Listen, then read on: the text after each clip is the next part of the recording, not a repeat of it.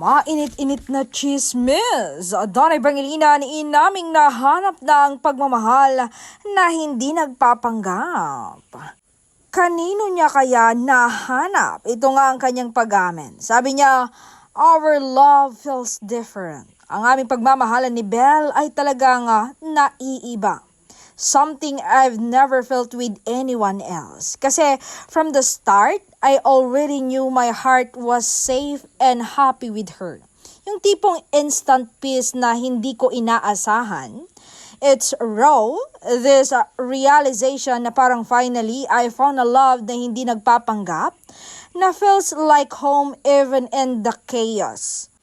Alam mo, ito scares me a bit how deep it runs, pero it's the kind of different that makes my soul breathe easier.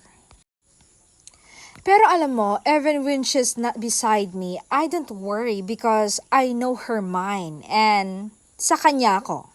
Minsan kasi the distance tests us, pero instead of doubt, it just strengthens this quiet certainty inside. Ang totoo, what other people say doesn't matter.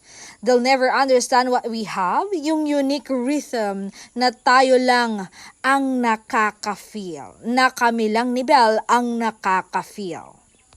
And all I know is this, with her, love feels true, steady, and always worth choosing. It's bittersweet knowing na hindi lahat makakapag-appreciate ng ganito. Pero kami ni Belle, it's enough to keep holding on sa mundo na puno ng uncertainties. Siya pa rin ang pipilin ko every single time.